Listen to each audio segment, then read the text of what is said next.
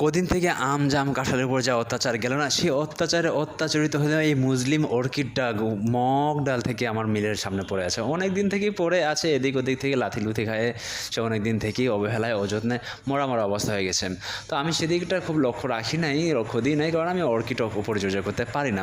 তো তারপরও যখন একটা ভাঙা জোক আমার চোখে পড়লো, তো আর কিছু দেখলাম যে কাঠের ছপড়াও আমার কাছে আছে।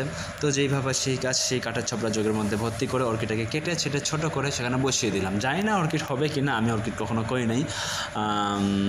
আমি আমার মতো করে বসিয়ে দিলাম। এখন দেখা যাক আমার হাত আর ওই বেচারার কপাল, দেখা যাক কি হয়। আর পরবর্তী আপডেট জানার জন্য আমার সঙ্গে থেকো। আমি তো আবার জানাবো যে এটা হইলো কি না, কিংবা কেন মরে গেছে কিনা সেটাও তোমাদেরকে জানাবো। তোমরা সবাই ভালো থেকো, আর আমার চ্যানেলটাকে ভালো লাগে সাবস্ক্রাইব করে দিও, নাহলে কিন্তু আমাকে তোমরা পাবে না। হ্যাঁ।